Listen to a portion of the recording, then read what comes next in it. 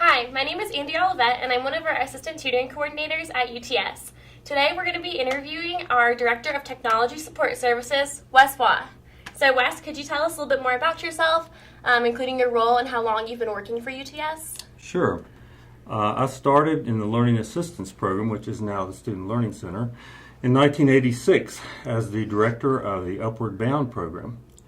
Was in that role doing outreach to area high school students for 12 years. After that, I transitioned into the director of the University Tutoring Services in 1997, which I did for another 12 years, and kind of set up the structures for a lot of the technology that we currently use. And then I transitioned into more of a broad technology role to oversee a lot of other things in addition to TutorTrack.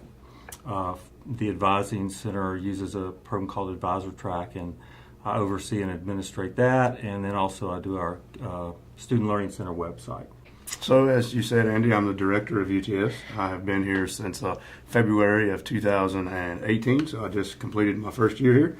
So I'm still pretty new to App State and interested in seeing how we can make some progress in UTS. What is your favorite part about working for UTS? My most favorite part about working for UTS is the professional and personal development they get to have with student employees. Mm-hmm. So those personal interactions with students, seeing them grow and blossom and become these wonderful citizens of the world to go out and become contributors to our society. That's one of the most rewarding things about previous positions I've had, and especially about this position.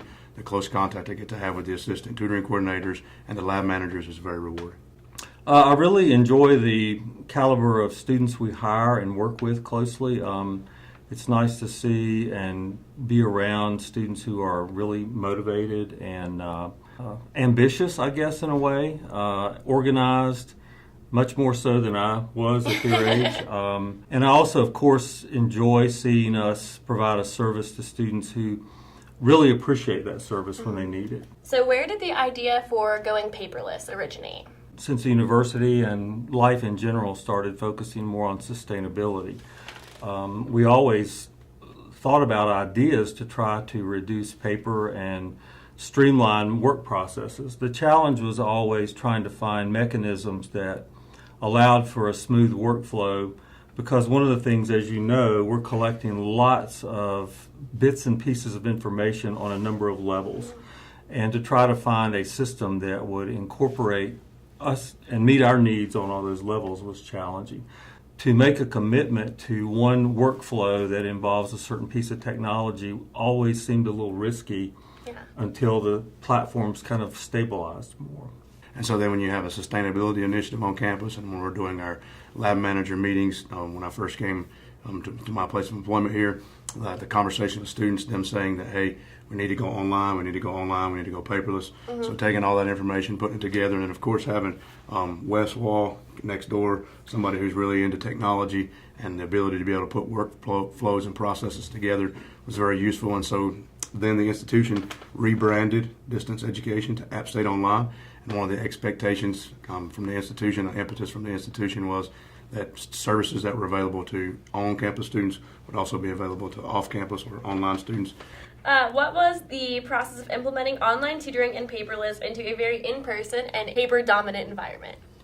So like the process itself was very tiered, very structured from the standpoint of having Wes there, who's very process-oriented as far as like workflow. He wants to make sure that everything's kind of efficient for the people who are actually putting the processes in place.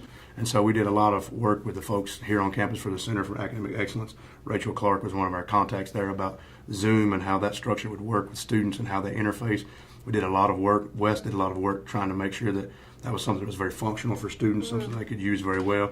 What challenges did you foresee and experience with these changes? So from my personal experience, anytime that change is involved, there's going to be challenges. And so making sure that it was something that students could access relatively easy, efficiently. Mm-hmm. And so I saw that being a challenge. And then our tutors, having them work on an online platform, training. So we had to make sure we had some training in place, some, methodologies for them to be able to use the Zoom platform. So I saw challenges there, and then how the campus would receive that, and then in our particular unit in the Student Learning Center, how other programs would be responsive to the changes that Wes and I were trying to make things more functional. I think in many ways it was not as difficult as we imagined once we had the right platform. Mm-hmm. There are definitely some challenges in transitioning.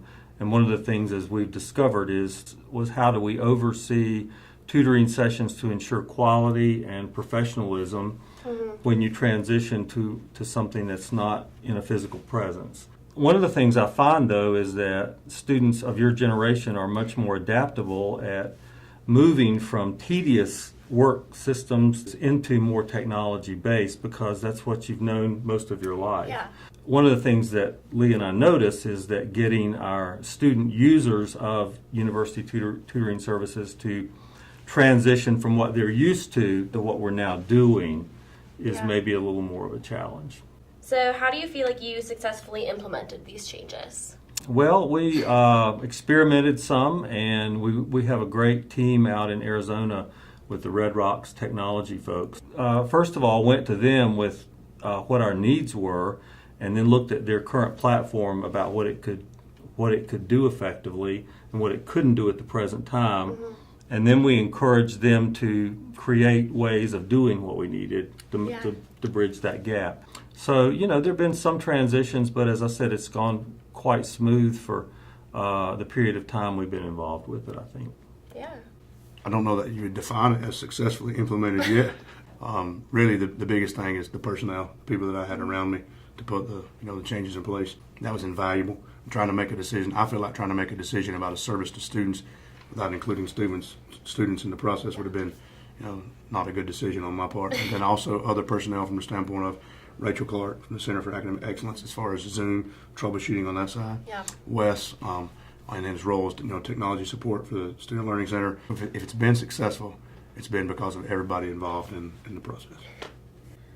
What is your future vision for UTS? And so trying to make a shift in our services. Right now I feel like our services are accessed by the top tier students, and they need to be accessed by those students maybe who aren't as prepared. So trying to make a structural shift in the culture in UTS, but also in the campus itself, to put those students in the forefront to maybe make those services more accessible. So I think we're in a transitional spot of trying to upgrade and create systems within the tutoring program that better meet the needs of students who are coming to us now. But now I think I'm most excited about the fact that we have leadership and goals and again adapt to how students learn in 2019, 2020. So I think we're, for old dudes, we're kind of progressive in that vision at least.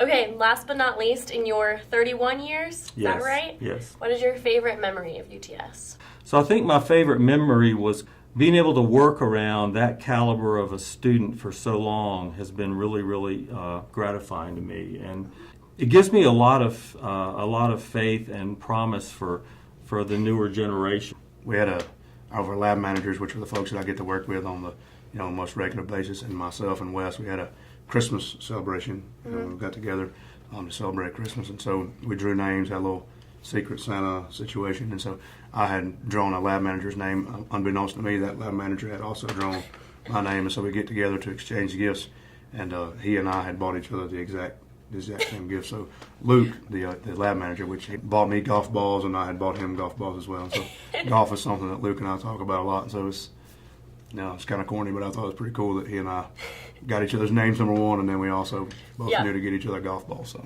All right, well, that's all we have for today. Thank you so much, Lee, for being with us.